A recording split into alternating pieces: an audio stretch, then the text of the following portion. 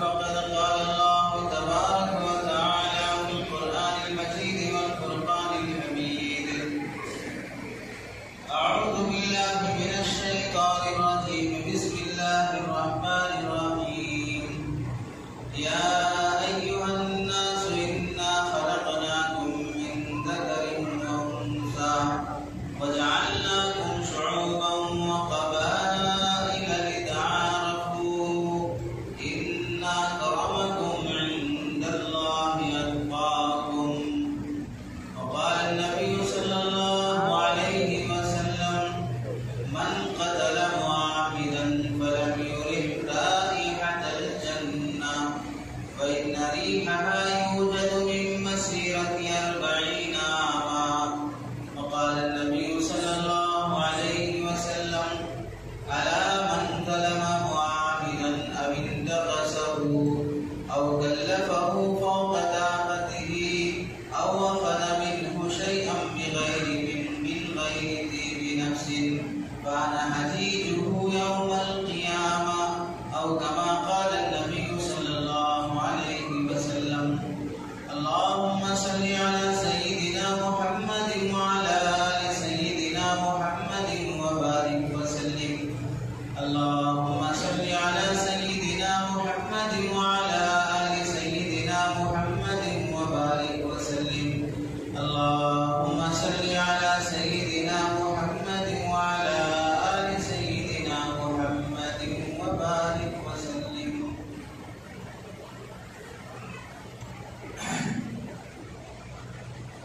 میرے محترم عزیزوں، بزرگوں اور دوستوں،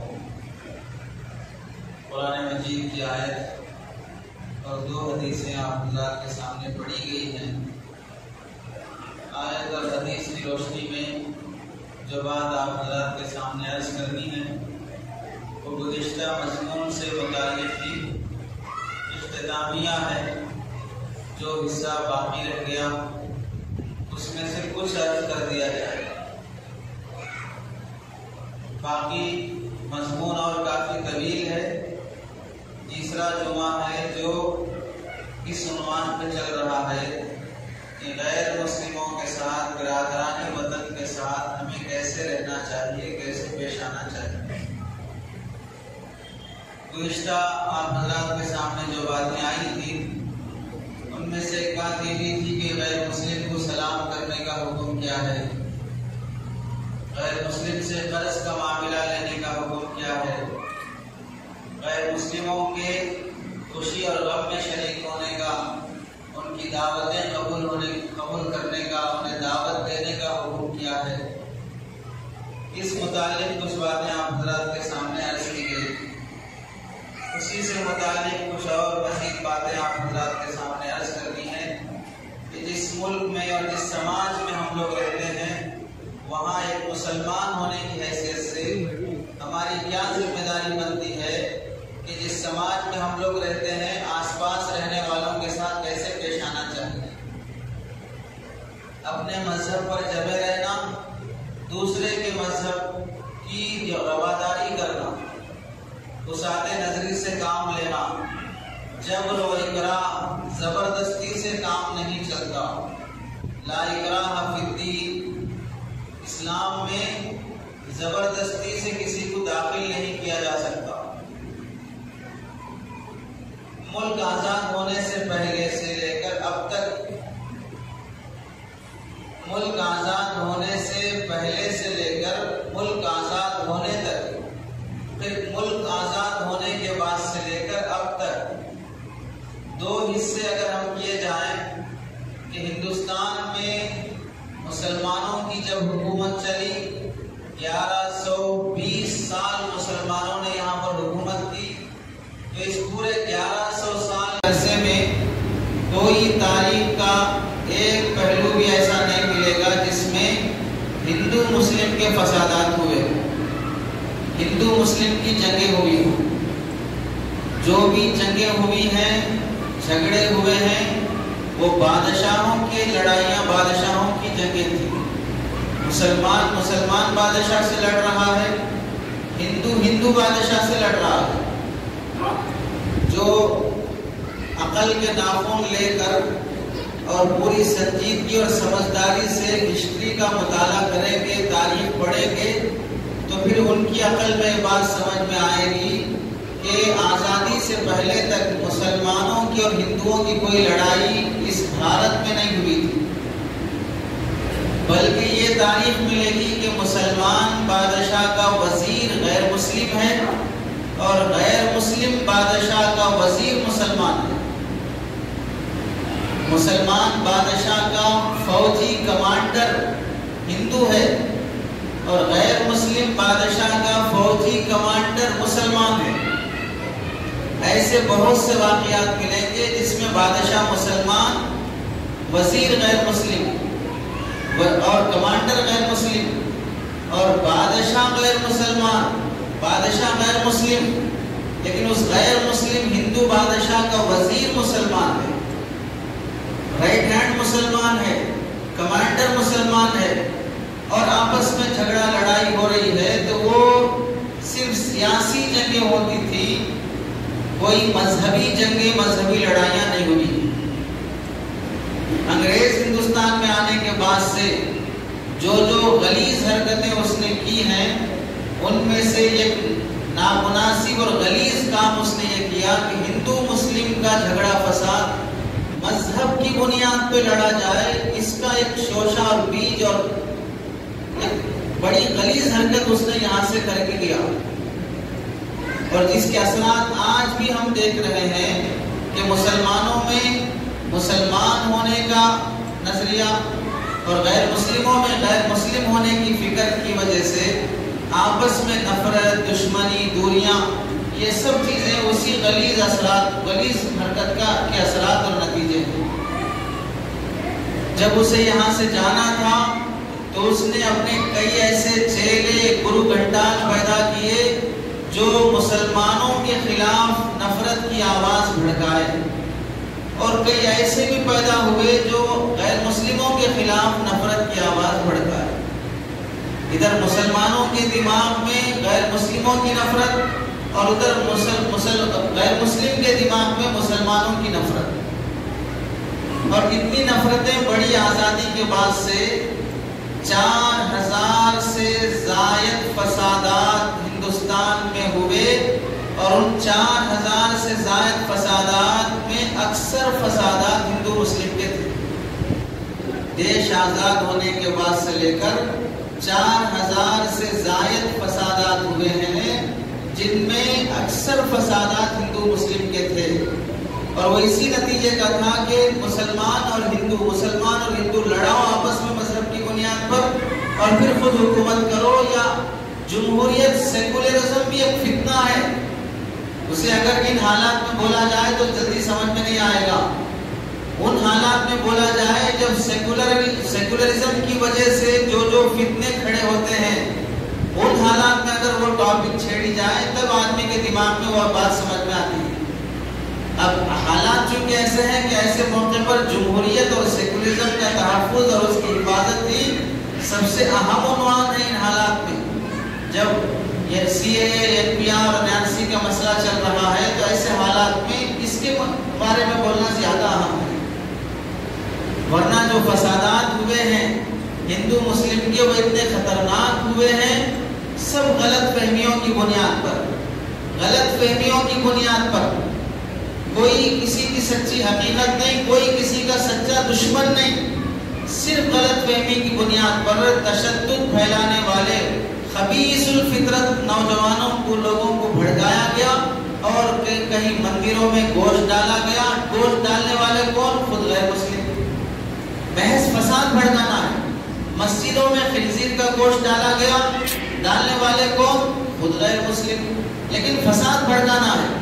اس واسطے جھگڑے کرانے کی خاطر کئی ایسے حرکتیں ہوئی نامناسب، جس کی وجہ سے تاریخ میں لکھا ہے بلا مبالغہ اگر آزادی کے بعد جو فسادات ہوئے ہیں، ان فسادات کے نتیجے میں جتنا انسانوں کا خون بہا ہے، اس خون کو اگر ایک گڑھے میں ڈال دیا جائے اور اسے ایک نالے کی شکل بنا دیا جائے، بلا مبالغہ یہ کہا جا سکتا ہے کہ خون کی ندی بہی ہے۔ بعض مرتبہ خون کی ندیاں بہی ہیں جو بولا جاتا ہے عام طور سے وہ ایک مبالغے میں بولا جاتا ہے، زیادتی کو بتانے کے لیے بولا جاتا ہے. اور یہ جو بات کہی جا رہی ہے کہ جو فسادات آزادی کے بعد سے ہوئے ہیں، اگر بلا مبالغہ اسے ایک گڑھا اور نالے کی شکل بنا کر انسانوں کا خون اس میں بہایا جاتا تو لا محالہ انسانوں کے خون کی ایک ندی بہتی. اتنا خون انسانوں کا ہندوستان میں بہا. بلکہ بعض تاریخ لکھنے والوں نے لکھا ہے کہ ندیاں خون سے رنگی گئی. کئی دنوں تک ندی کا پانی خون سے رنگین رہا، انسانوں کے خون کے بہنے سے. اور پھر ایک بنیادی غلطی یہ ہوئی کہ مسلمانوں کے دلوں میں غیر مسلم سے نفرت، یہ ہندو ہے ہندو ہے ہندو ہے. اس طرح مسلمان غیر مسلم ہندو سے دور ہونے لگا، اور ادھر غیر مسلم بھائیوں کے دل میں مسلمان کی نفرت، یہ تمہارے دشمن ہیں، دیش دروہی ہیں، یہ ٹیررسٹ ہیں، یہ مارتے ہیں، فلاں کرتے ہیں. کچھ ہوا گیا نہیں ہے، لیکن صرف نفرت بٹھانے کی خاطر غیر مسلموں کے دلوں میں مسلمانوں کی نفرتیں اتنی بڑھتی گئی کہ آزادی سے پہلے جس مسلمان بادشاہ کا غیر مسلم وزیر ہے، مسلمان بادشاہ کا غیر مسلم فوجی کمانڈر ہے، اور غیر مسلم بادشاہ کا وزیر مسلمان ہے، مسلمان لڑنے کے لیے آ رہا ہے. ادھر سے غیر مسلم جو کہ مسلمان بادشاہ کا وزیر ہے وہ لڑنے جا رہا ہے غیر مسلم کس کی طرف سے؟ مسلمان بادشاہ کی طرف سے.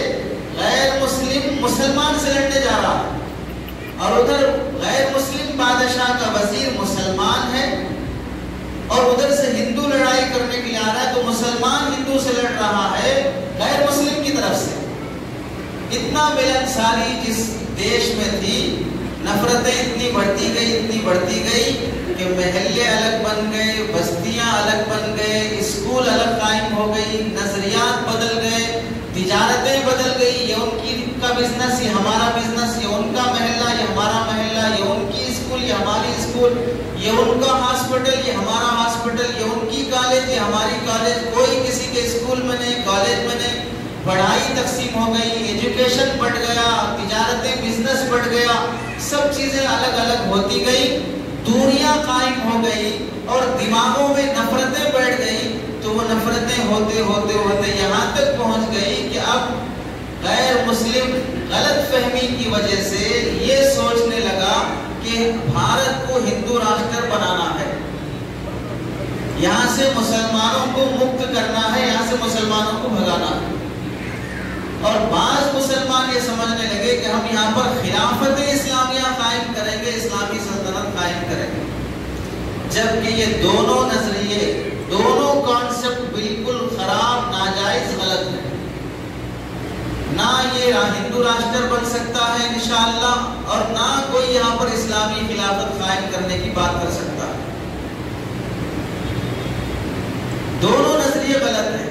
جب اللہ نے اس ملک کو ہر مذہب کے رہنے والے کے لیے چنا ہے تو کس کے باپ کے دم کی بات ہے کہ یہاں پر ان مذاہب کو ختم کر سکے؟ کون مائی کا لال آج تک پیدا ہو سکا؟ انگریز کے آنے کے بعد سے نہیں، انگریز آنے سے پہلے سے لے کر 1100 سال تم لوگوں نے، مسلمانوں نے یہاں پر حکومت کی. تب کیا کر لیے ملک کا؟ تب کون سی اسلامی سلطنت قائم کر لیے؟ مغلوں نے حکومت کی، فلاں نے حکومت کی، فلاں نے حکومت کی. ان سب سلطنتوں 1100 سال اگر کسی کو ملے، 5 سال ملتے ہی اتنا پر پھیلا رہے ہیں، اتنے ہاتھ پیر نکال رہے ہیں. 1100 سال جسے ملے ہیں وہ کرنا چاہتا تو کیا کیا کر سکتا تھا؟ 5 سال میں آدمی بھول جا رہا ہے کہ میں انسان ہوں کہ جانور ہوں. میں جو رویہ میں جو پیش کر رہا ہوں، میری ناک کے نیچے جو ندیاں بہ رہی ہے، فسادات ہو رہے ہیں، اسے تو بھول جا رہا ہے. اور پھر ادھر ادھر صوبوں میں جا کے امن کے بیانات اور امن کے بھاشن پھینک رہا ہے. اور جہاں جس شہر میں رہتا وہاں پر تو محلوں کے محلے اجڑ رہے ہیں، وہ دکھائی نہیں دے رہا ہے. کبھی یہاں ریالی میں، کبھی وہاں ریالی میں بیانات، بھاشن پھینکتے ہوئے پھر رہا ہے کہ ہم امن قائم کریں گے، انسانیت کا ساتھ دیں گے، معذوروں کا ساتھ دیں گے، بہنوں کا ساتھ دیں گے، فلاں ساتھ دیں گے. بہنوں کا ساتھ دینے والا سالہ کہاں گیا نہیں معلوم ہو رہا ہے. 1100 سال اگر کسی کو حکومت مل جائے تو بتاؤ پھر کیا سے کیا نہیں ہو سکتا ہے۔ مسلمان کبھی اس ملک میں مذہب ختم کرنے کی نیت سے حکومت نہیں کیا ہے، دشمنوں اور غیر مسلموں کو، کافروں کو مٹانے کی نیت سے حکومت نہیں کیا ہے۔ اگر مسلمان یہاں پر دشمنوں کو مٹانے کی نیت سے حکومت کرتا تو آج نہ کوئی مندر بستی نہ کوئی غیر مسلم بستا۔ اگر مٹانے کی نیت سے حکومت کیا ہوتا تو اپنی فوج میں کسی غیر مسلم کو کمانڈر بنا کے نہیں رکھتا، اپنی سلطنت میں کسی کو وزیر بنا کے نہیں رکھتا۔ لیکن تاریخ بتاتی ہے کہ کئی مسلمانوں نے غیر مسلموں کو اپنا وزیر بنایا، غیر مسلموں کو بلکہ مسلمان بادشاہ کی فوج میں آدھی فوج غیر مسلموں کی ہوتی تھی، اور غیر مسلم بادشاہ کی فوج میں آدھی فوج مسلمانوں کی ہوتی تھی۔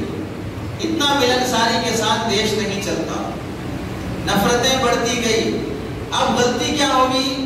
یہ تو مسافتیں بڑھ گئی، بزنس الگ، کالج الگ، ایجوکیشن الگ، فلاں الگ، محلے الگ، یہ سب دور ہو گئے اور دلوں میں نفرتیں، ذہن دماغوں میں نفرتیں بیٹھی ہوئی ہیں۔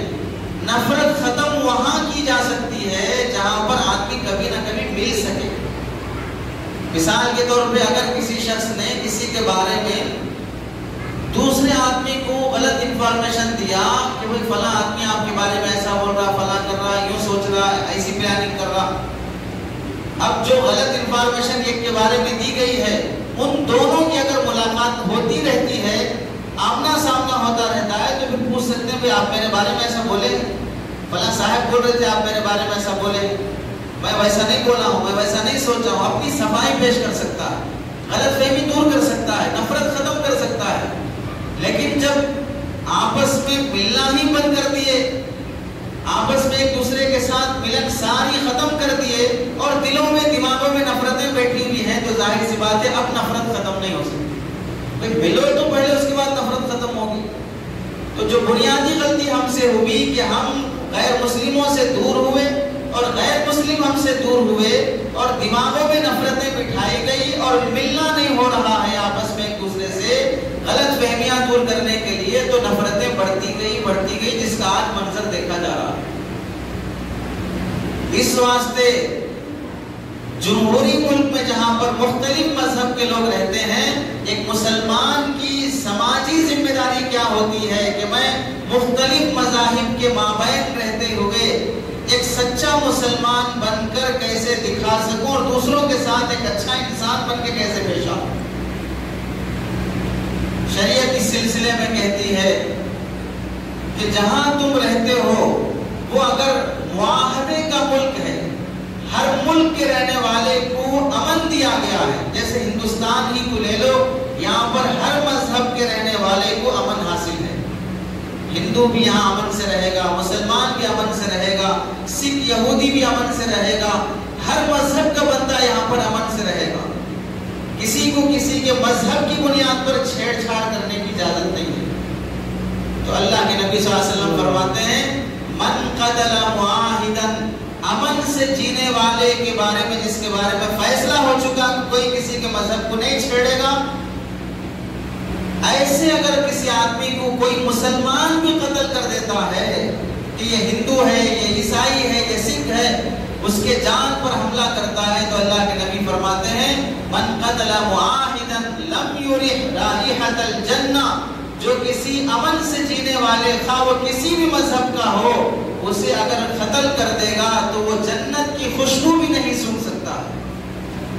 وَإِنَّ رِيحَهَا يُوجَدُ مِن مَّسِيرَةِ 40 عَامًا، اور جنت کی خوشبو 40 سال پہلے سے سنگائی دیتی ہے۔ جنت آنے ابھی 40 سال باقی ہیں، لیکن یہیں سے اس کی خوشبو شروع ہو جاتی ہے۔ اللہ کے نبی فرماتے ہیں کہ جو امن سے جینے والے کو قتل کرے گا، اسے 40 سال دور سے آنے والی خوشبو بھی سنائی نہیں دے گی۔ اور ایک حدیث میں اللہ کے نبی نے فرمایا من ظلم معاہدا، امن سے جینے والے کو اگر کسی نے ظلم زیادتی کی، اس کا مال لے لیا، اس کی جان پر حملہ کیا، اب انتقصہ، یا اس کی عزت کے ساتھ کھلواڑ کیا، او کلفہ فوق طاقتہ، یا اس کی طاقت سے زیادہ بوجھ اس پر ڈال کر اسے اس پر ظلم اور اسے مظلوم بنایا، او اخذ منه شيئا بغیر طیب نفس، یا کسی غیر مسلم کا مال جو امن سے جینا جس کے بارے میں طے ہو چکا ہے، اس کی رضامندی کے بغیر اس کا مال چھین لیا، چوری کر لیا، ہڑپ لیا، اللہ کے نبی فرماتے ہیں فانا حجیجہ یوم القیامہ، قیامت کے دن اس غیر مسلم کی طرف سے اللہ کی عدالت میں کیس لڑوں گا۔ اس غیر مسلم کی طرف سے مسلمان کے خلاف، غیر مسلم کی طرف سے مسلمان کے خلاف سرکار دو عالم صلی اللہ علیہ وسلم فرماتے ہیں میں اللہ کی عدالت میں کل کیس لڑوں گا کہ تم امن سے جینے والے کا مال جان چھین کر اس کا سکون ختم کر دیا۔ اسی واسطے نبی کے دور میں ایک مسلمان نے ایک غیر مسلم کو قتل کر دیا، اللہ کے نبی صلی اللہ علیہ وسلم نے اس مسلمان کو قتل کے بدلے میں قتل کروا دیا کہ تم نے غیر مسلم کو کیوں قتل کیا۔ ایک غیر مسلم کو قتل کرنے پر مسلمان صحابی کا قتل کرا دیا اللہ کے نبی صلی اللہ علیہ وسلم نے کہ سب کی جان کو یہاں پر امن ملا ہے۔ ایک مسلمان کو اگر کوئی قتل کر دے گا تو دیت دینا، جرمانہ دینا پڑتا ہے، جرمانے میں 100 اونٹ دیے جاتے ہیں۔ اللہ کے نبی نے فرمایا اگر غیر مسلم کو امن کے ساتھ جینا طے ہو چکا ہے تو اگر کوئی غیر مسلم کو مسلمان ناؤز باللہ کر قتل کر دے گا تو پھر اس مسلمان قاتل سے 100 اونٹ وصول کر کے غیر مسلم کے وارثین کو دیا جائے گا، غیر مسلم کے وارثین کو دیا جائے گا، کیونکہ مسلمان اور غیر مسلم جان اور مال اور عزت کے اعتبار سے برابر ہے۔ نہ مسلمان کی جان کو چھیڑو، نہ ان کے مال کو چھیڑو، نہ ان کی عزت کو چھیڑو، اور نہ کسی غیر مسلم کی جان اور اس کا مال اور اس کی عزت سے چھیڑنے کی اجازت نہیں ہے۔ اسی واسطے اسلام کے اندر بد نظری حرام ہے، کسی عورت، اجنبی عورت کی طرف نگاہ ڈالنا، خواہ اچھی نیت سے ہو خواہ بری نیت سے ہو، اس پر نگاہ ڈالنا حرام ہے، خواہ وہ عورت مسلمان ہو خواہ وہ عورت غیر مسلم ہو۔ مسلمان عورت کو دیکھنا ناجائز ہے، غیر مسلم لڑکی ہے تو وہ چونکہ مسلمان نہیں ہے، شریعت کے احکام نہیں ہے، ہم غیر مسلم لڑکی کو دیکھ سکتے ہیں، شریعت میں اس کی اجازت نہیں ہے۔ مسلمان لڑکی سے بدکاری حرام ہے، غیر مسلم لڑکی سے بھی بدکاری حرام ہے، کیونکہ عزت دونوں کی برابر ہے، مسلمان کی بھی عزت برابر، غیر مسلم کی بھی عزت برابر۔ اس لڑکی کو دیکھنا بھی حرام اور غیر مسلم لڑکی کو دیکھنا بھی حرام ہے۔ تو اللہ کے نبی صلی اللہ علیہ وسلم نے جان، مال، عزت میں برابری عطا فرمائی کہ جب امن سے جی رہے ہو تو کسی کی جان، مال، عزت کے ساتھ چھیڑ چھاڑ مت کرو۔ اور دوسری بات، جب مختلف مذاہب کے مابین جیتے ہوں تو مذہبی معاملات میں کہاں تک ہم ان کے ساتھ چل سکتے ہیں؟ مسلمانوں کی عیدیں ہیں، مسلمانوں کی عبادتیں ہیں، غیر مسلموں کے تہوار ہیں اور ان کی پوجا ہیں، ہم کہاں تک کس کا ساتھ دے سکتے ہیں؟ مذہبی معاملات میں مداخلت کی اجازت نہیں ہے۔ مسلمان اپنے مذہب پہ چلے گا، غیر مسلم اپنے مذہب پہ چلے گا، زبردستی سے مسلمان کو یہ حق حاصل نہیں ہے کہ تلوار دکھا کر، بندوق گولی دکھا کر، کوئی اور بہانے بنا کر غیر مسلم کو زبردستی سے کلمہ پڑھوائے۔ مسلمان کو ہرگز اس کا حق حاصل نہیں ہے، ہرگز یہ چیز جائز نہیں ہے شریعت میں۔ جو جس مذہب پہ چل رہا ہو اسے چلنے دو، اسلام کی حقیقت، اسلام کی خوبیاں دعوت اور تبلیغ کے ذریعے سے پھیلاتے رہو، آخرت کے مناظر انہیں سمجھاتے رہو، زبردستی سے کسی کو کلمہ پڑھانے کی اجازت نہیں ہے۔ ایسے ہی غیر مسلموں کو بھی یہ حق حاصل نہیں ہے کہ زبردستی سے مسلمانوں کو کافر بنانے کی پلاننگ کریں، NRC کا، NPR کا، CA کے قوانین دکھا کر، ڈرا کر اور دیش سے باہر نکال کے نیشنلٹی ختم کرنے کی پلاننگیں بنا کر کسی مسلمان کو گھر واپسی کا بہانہ بنا کر کافر بنانے کی پلاننگ کرنا بھی یہ غیر مسلم کو یہ حق حاصل نہیں ہے۔ وہ اپنے مذہب پہ جیے گا، لکم دینکم ولی دین، تمہیں تمہارا دین مبارک، جیسے جینا ہو ویسے جیو، اور ہمیں ہمارا دین مبارک ہے۔ البتہ سمجھاتے رہیں گے، دین اسلام کی خوبیاں بتاتے رہیں گے، زبردستی نہیں کی جائے گی۔ جس بات کو میں اچھا سمجھتا ہوں وہ اچھائی میں دوسروں تک پھیلاتا رہوں گا۔ اس کی اجازت ہے. اسی واسطے اللہ کے نبی صلی اللہ علیہ وسلم مکے میں 13 سال رہے. زبردستی سے کسی کافر کو مسلمان نہیں بنایا. 13 سال کی زندگی میں زبردستی سے کسی کافر کو مسلمان نہیں بنایا. مدینہ آنے کے بعد 10 سال رہے. 10 سال کے عرصے میں کسی یہودی کو، کسی عیسائی کو، کسی غیر مسلم کو زبردستی اللہ کے نبی یا صحابہ نے کلمہ نہیں پڑھایا، بلکہ اللہ کے نبی صلی اللہ علیہ وسلم نے دوسرے مذہب والوں کے مابین صلح فرمائی کہ ہم اور دونوں، آپ اور دونوں معاہدہ کرتے ہیں، صلح کرتے ہیں کہ ہم تمہیں نہیں ماریں گے، تم ہمیں نہیں مارو گے. تمہیں کوئی دشمن مارنے آئے گا تو ہم تمہارا ساتھ دیں گے، ہمیں کوئی دشمن مارنے آئے گا تو ہمارا تم ساتھ دو گے. جبکہ تمہارا مذہب الگ ہے، ہمارا مذہب الگ ہے، لیکن ہم دونوں آپس میں صلح کرتے ہیں، معاہدہ کرتے ہیں. مدینے میں جتنے قبیلے تھے اللہ کے نبی صلی اللہ علیہ وسلم نے تقریباً ہر قبیلے والے سے معاہدہ فرمایا. آس پاس کے ملکوں سے بھی اللہ کے نبی صلی اللہ علیہ وسلم نے صلح کا پیغام بھیجا کہ کوئی جھگڑے نہیں ہوں گے، تم اپنا کام کرو، ہم اپنا کام کریں گے. تو اگر زبردستی سے اسلام میں داخل کرانا ہوتا تو اللہ کے نبی کبھی صلح معاہدے کی بات نہیں کرتے. زبردستی سے اسلام میں داخل کرانے کی بات ہوتی تو پھر مکے کی زندگی اور مدینے کی زندگی میں کوئی ایک مسلمان ایسا ملتا جو تلوار کے ڈر سے کلمہ پڑھا. اور جو تاریخ میں یہ بات پھیلائی جاتی ہے تلوار سے اسلام پھیلا ہے، تلوار سے اسلام پھیلا ہے، آج بھی اللہ کا کرم ہے ہر ملک میں مسلمان لوگ اسلام قبول کر رہے ہیں. ہر ملک میں اسلام قبول کر رہے ہیں، ہر ملک میں اسلام قبول کیا جا رہا ہے. ابھی جو نیوز آئی چائنا کے 4000 مسلمان کلمہ پڑھ کے ایک حال میں کلمہ پڑھ رہے ہیں، مسلمان ہو رہے ہیں. تمل ناڈو کے 400 سے زائد دلت خاندان کے لوگ 240 لوگ ایک ساتھ کلمہ پڑھ کے اسلام میں داخل ہو رہے ہیں. تو انہیں کون سی تلوار سے اسلام میں داخل کیا جا رہا ہے؟ انہیں کون ڈرا رہا ہے؟ اسلام میں داخل ہونے پہ کون مجبور کر رہا ہے؟ مسلمانوں کی کون سی ایسی حکومت ہے جہاں پر اسلام قبول نہیں کیا جائے گا تو انہیں مار دیں گے، کاٹ دیں گے، فلاں کریں گے؟ جب اس ملک میں رہتے ہوئے سب سے زیادہ ظلم مسلمانوں پہ ہو رہا ہے تو مسلمان کیسے کسی پر ظلم کر کے کسی کو کلمہ پڑھا سکتا ہے؟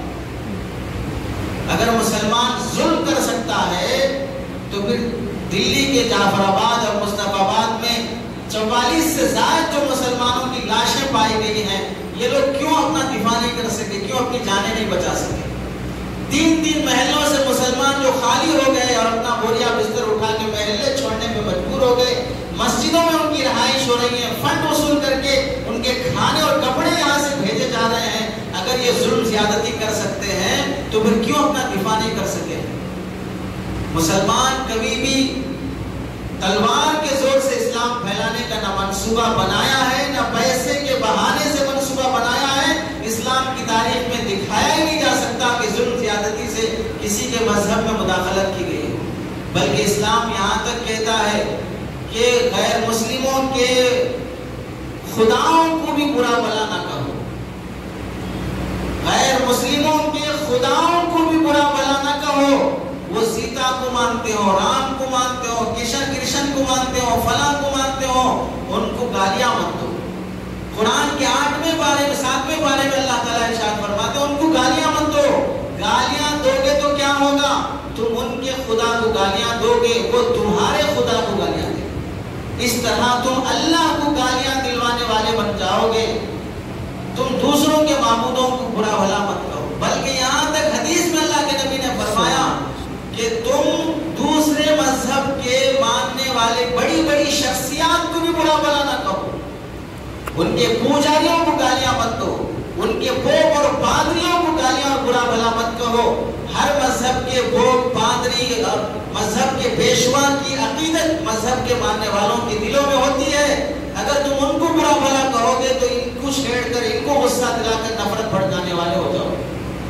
یہاں تک اسلام رعایت کرتا ہے، لیکن بعض بھولے بھالے نادان غیر مسلموں کے دلوں میں، دماغوں میں یہ بات بیٹھی کہ مسلمان زبردستی کرتے ہیں، اور بعض بھولے بھالے مسلمانوں کے دماغ میں رواداری، ہمدردی اور دوسروں کے ساتھ مل کے چلنے کا اتنا جذبہ پیدا ہو گیا کہ اب جو پروٹیسٹ ہو رہے ہیں اور احتجاجات ہو رہے ہیں، ایک ہی شامیانے کے نیچے بیٹھ کر ہندو، مسلمان، سکھ، عیسائی سب احتجاج کر رہے ہیں. ادھر سے مسلمان خوانی کر رہا ہے، ادھر سے عیسائی کچھ منتر پڑھ رہا، بائبل پڑھ رہا ہے، ادھر سے ہندو کچھ پوجا کر رہا ہے، تو پوجا کے اس ہون میں اور کیرتن میں مسلمان بھی جا کے بیٹھ کر وہاں مسلمان بھی کمکم ڈال رہا ہے، مسلمان بھی وہ برسات کھا رہا ہے، مسلمان بھی بٹو لگا رہا ہے، مسلمان بھی اس آگ کے سامنے ہاتھ جوڑ رہا ہے اور یہ دکھانے کی کوشش کر رہا ہے کہ ہم اور تم ساتھ ساتھ ہیں۔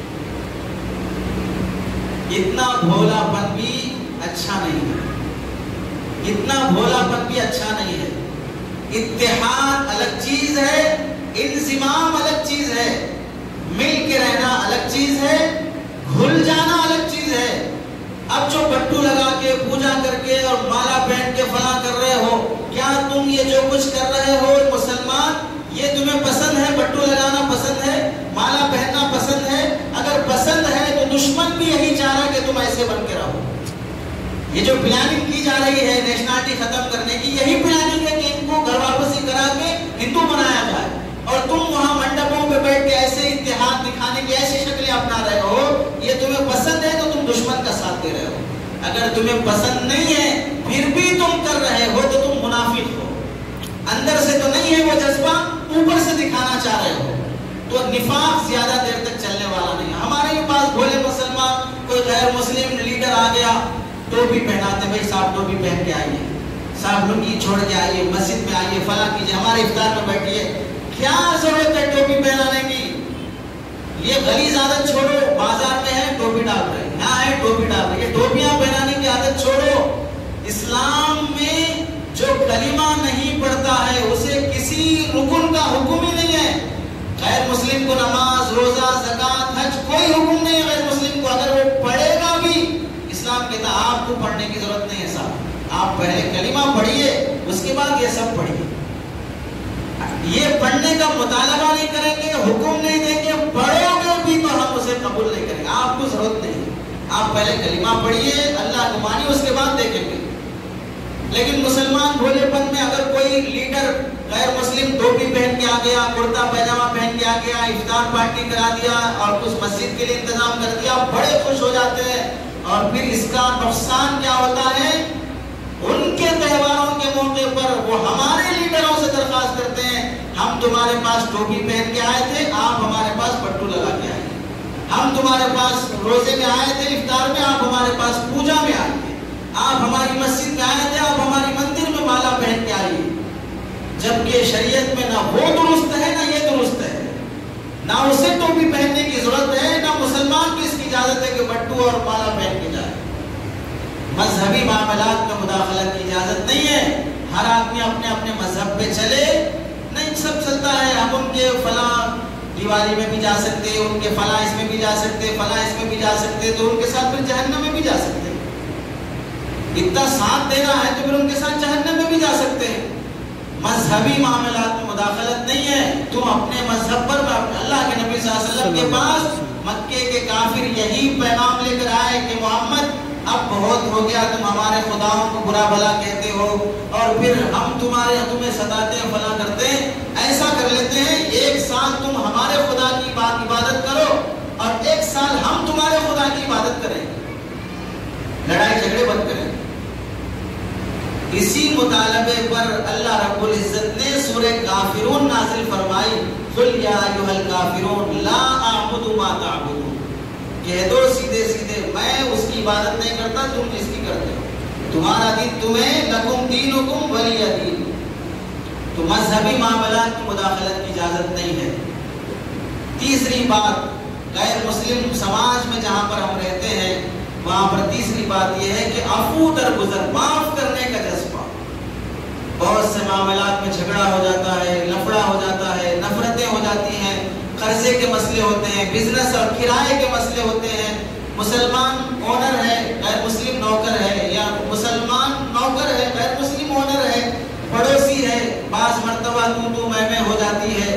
شریعت کہتی ہے کہ معاف کرنا سیکھو، درگزر کرنا سیکھو۔ بعض مرتبہ معاف کرنا ہی اخلاق ہے اور بعض مرتبہ بدلہ لینا ہی اخلاق ہے، بعض مرتبہ معاف کرنا ہی اخلاق ہے، بعض مرتبہ بدلہ لینا ہی اخلاق ہے۔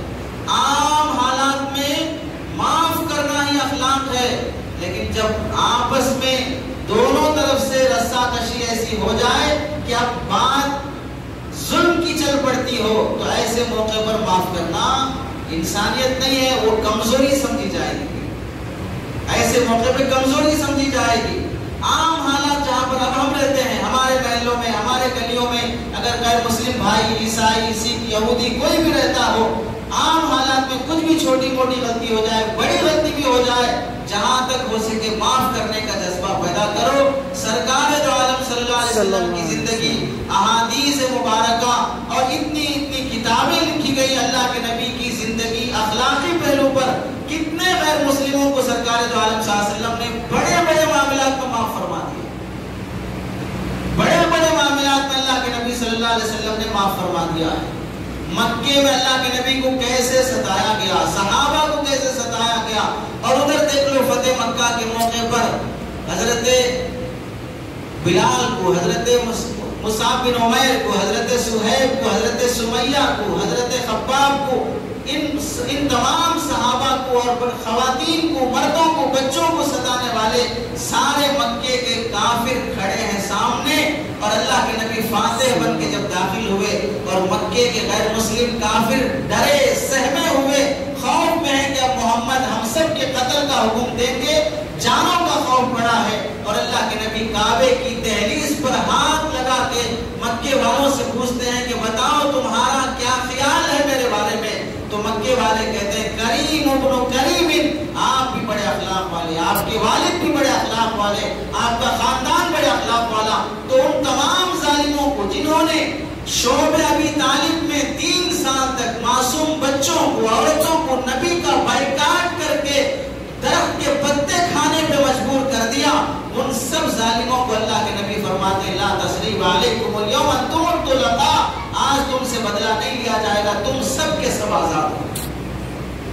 چچا کے ٹکڑے کرنے والا وحشی بعد میں مسلمان ہو گئے، کان کاٹا گیا، ناک کاٹا گیا، سینہ چاک کیا گیا، اندر سے کلیجہ نکال کے چبانے والی عتبہ کی بیٹی ہندہ بعد میں جو مسلمان ہوئی، مکہ فتح ہونے تک عتبہ جس طرح دشمنی کرتا تھا، اس کی بیٹی کو یہ دشمنی گویا ترکے میں ملی تھی، مکہ فتح ہونے تک ہندہ بھی برابر کی دشمنی برتتی رہی۔ مکہ فتح ہونے کے بعد ڈرے دبے پاؤں اللہ کے نبی کے پاس پہنچ رہی ہے، اللہ کے نبی صلی اللہ علیہ وسلم دیکھ کے مسکرایا اور معاف فرما دیا، کلمہ پڑھ کے اسلام میں داخل۔ جبکہ چچا کا قاتل وحشی احد میں قتل کر رہا ہے، تو اللہ کے نبی صلی اللہ علیہ وسلم مکہ فتح ہونے کے بعد جب وہ سامنے آ رہے ہیں، تب بھی 7 سال ہو گئے چچا کے شہید ہوئے، غم اتنا تازہ ہے کہ سامنے آ کے بیٹھنے کے بعد پہلا سوال کرتے ہیں تم نے میرے چچا کو کیسے قتل کیا؟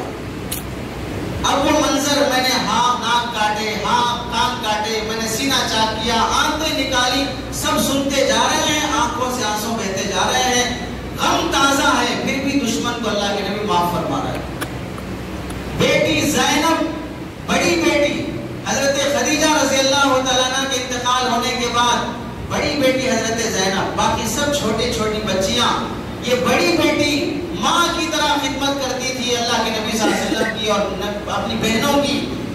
جب وہ بڑی بیٹی ہجرت کر کے مکے سے جب مدینہ آ رہی تھی تو حبار بن اسود اس ظالم کافر نے ایک برچھا مارا، پیٹ پہ لگا، اونٹ سے گری، حمل سے دی، حمل ضائع ہو گیا، اور اسی زخم میں 6-7 مہینے کے بعد حضرت زینب کا انتقال ہو گیا۔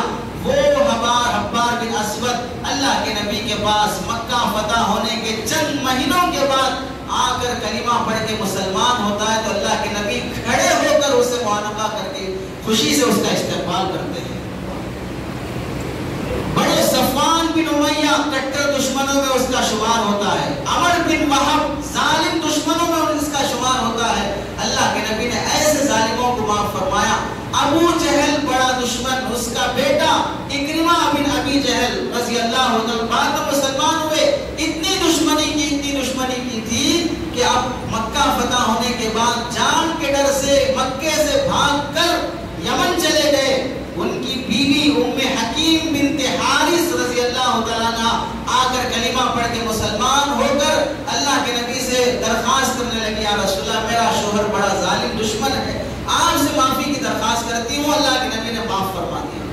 شوہر کو لینے کے لیے یمن گئی، یمن سے شوہر کو کہا کہ اللہ کے نبی معاف کر دیے ہیں، چلو نبی کی بارگاہ میں چلتے ہیں۔ تعجب سے پوچھنے لگے کیا مجھے معاف کر دیا؟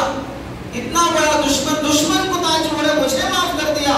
اور اللہ کے نبی صلی اللہ علیہ وسلم کی مجلس میں آئے تو اللہ کے نبی نے فرمایا جب ابو جہل کی بیٹی، ابو لہب کی بیٹی یہ بھی اللہ کے نبی کی مجلس میں آنے لگے تو صحابہ سے فرمایا دیکھو ابو جہل کی بیٹی آ رہی ہے، ابو جہل کا بیٹا آ رہا ہے، اس کے باپ کی دشمنی کی واقعات کے بارے میں کچھ یاد دہانی کر کے بچوں کو تکلیف مت پہنچاؤ کہ تمہارا باپ ایسا ظالم تھا، تمہارا باپ ایسا دشمن تھا۔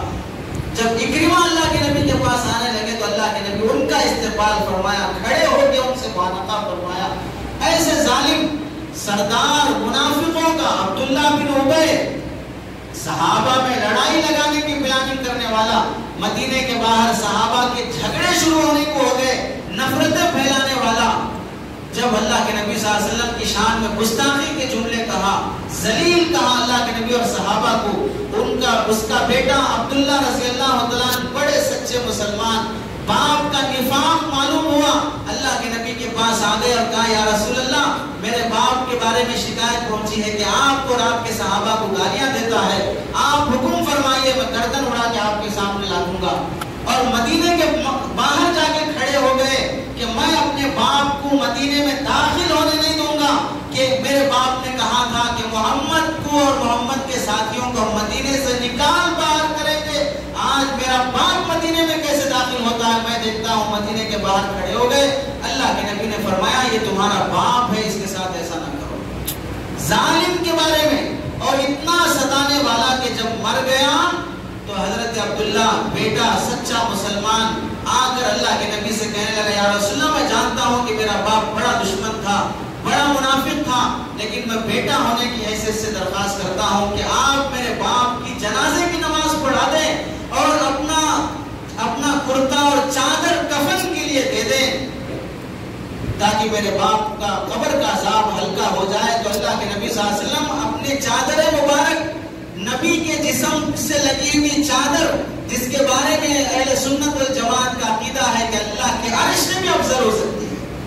اللہ عرش سے لگے ہوئے نہیں ہے، اللہ ساری کائنات میں پھیلے ہوئے ہیں، لیکن نبی کی چادر نبی کے جسم سے لگی ہوئی ہے، اس میں جو برکتیں ہوتی ہیں وہ ایک منافق دشمن کو کفن میں دی جا رہی ہے، جنازے کی نماز پڑھانے جا رہے ہیں۔ حضرت عمر رضی اللہ عنہ سامنے آ کے کھڑے ہو گیا رسول اللہ نہیں آپ نہیں پڑھا سکتے، یہ منافق تھا آپ کو معلوم ہے، یہ مسلمان نہیں ہے۔ اللہ کے نبی نے فرمایا اللہ نے مجھے منع نہیں کیا ہے، کیا امید کہ میں اس کی جنازہ پڑھاؤں تو اللہ کو رحم آ جائے۔ تاریخ لکھنے والوں نے لکھا ہے کہ اس جنازے کی نماز پڑھانے سے 80 سے زائد لوگ منافق جو تھے وہ کلمہ پڑھ کے سچے مسلمان بنے کہ ہمارے دشمن کے سردار کے ساتھ یہ حسن اخلاق ہے تو یہ اس نبی کے دل میں کتنا رحم ہماری خاطر ہے۔ زہر کھلانے والی یہودیہ عورت گوشت میں زہر ملایا اور اس زہر کا اثر اللہ کے نبی صلی اللہ علیہ وسلم کو موت تک رہا، وفات تک زہر کا اثر رہا۔ اللہ کے نبی نے اس عورت کو بلا کے پوچھا کیوں اس طرح زہر ملایا ہے کھانے میں؟ تو کہنے لگی اگر آپ سچے نبی ہیں تو اللہ آپ کو بچا لے گا، اگر آپ جھوٹے نبی ہیں تو جھوٹے نبی سے قوم کو چھٹکارا مل جائے گا، اس لیے میں نے زہر میں کھانے میں زہر ملایا ہے۔ اللہ کے نبی نے اس عورت کو بھی معاف کر دیا جو کھانے میں زہر ملا کے لا رہی، بیٹیوں کو طلاق دینے والوں کو معاف کیا، برچھا مارنے والوں کو معاف کیا، چچا کے شہید کرنے والوں کو معاف کیا، شعبہ ابی طالب میں بائیکاٹ کرنے والوں کو معاف کیا، مکے کے کافروں کو معاف کیا، اور کتنے کافروں کو اللہ کے نبی صلی اللہ علیہ وسلم نے، بڑے سے بڑے ظالموں کو اللہ کے نبی صلی اللہ علیہ وسلم نے معاف کیا ہے۔ ہماری دکانوں پر، ہمارے گلیوں میں، ہمارے پڑوس میں، آفس میں کوئی غیر مسلم نوکر ہے، پڑوسی ہے، دوست ہے، اس سے کچھ چھوٹی موٹی غلطی ہو جائے، بڑی غلطی ہو جائے، معاف کرنے کا جذبہ اپنے اندر پیدا کریں۔ اللہ کے نبی کے اخلاق کو دیکھ کر لوگ اسلام میں داخل ہوئے ہیں، ویسے اخلاق اگر آج مسلمان اپنا لے گا تو اللہ کی قسم انہی اخلاق کی بنیاد پر غیر مسلم بھی اسلام میں داخل ہوں گے۔ مسلمان ہندوستان میں میجارٹی کے حساب سے بہت کم ہے، مان لو 80% غیر مسلم ہیں، دوسرے مذہب کے لوگ ہیں، اور 20% مسلمان ہیں، تو اگر 20%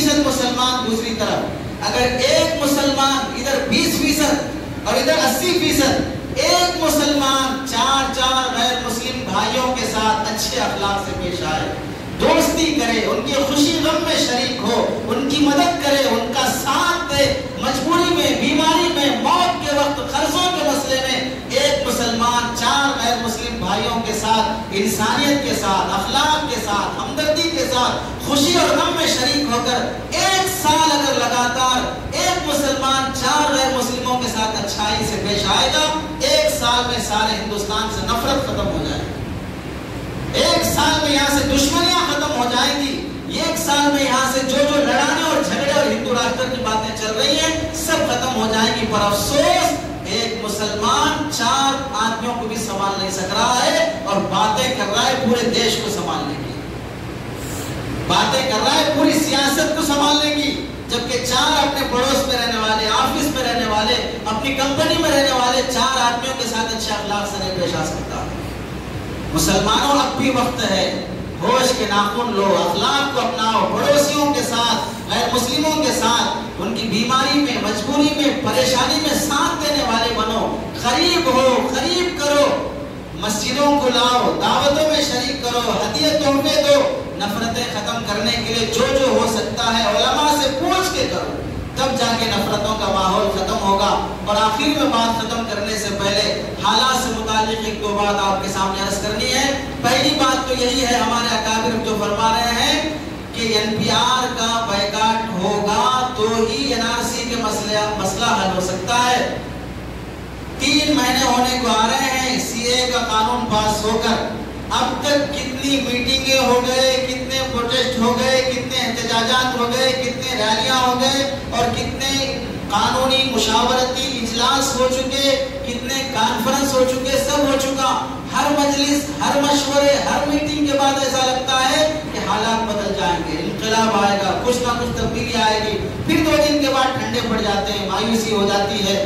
دیکھو اب اگر میدان میں نہیں آئے اور گھر بار بار سنتے ہیں کہ دیکھو دشمن گھر پہنچ کر راشن دینے کی بات کر رہا ہے، پینشن دینے کی بات کر رہا ہے، وظیفہ دینے کی بات کر رہا ہے، ہمارے آپ کے اس جھرنا کے محلے میں دشمن آ کے کہہ رہا ہے تم تھوڑا BJP کا ساتھ دے دو، اس کے بعد یہ مسلمانوں کے مکانات، بزنس سب 1 سال 2 سال میں تمہارے ہو جائیں گے، ان کو باہر نکال کے پھینکیں گے۔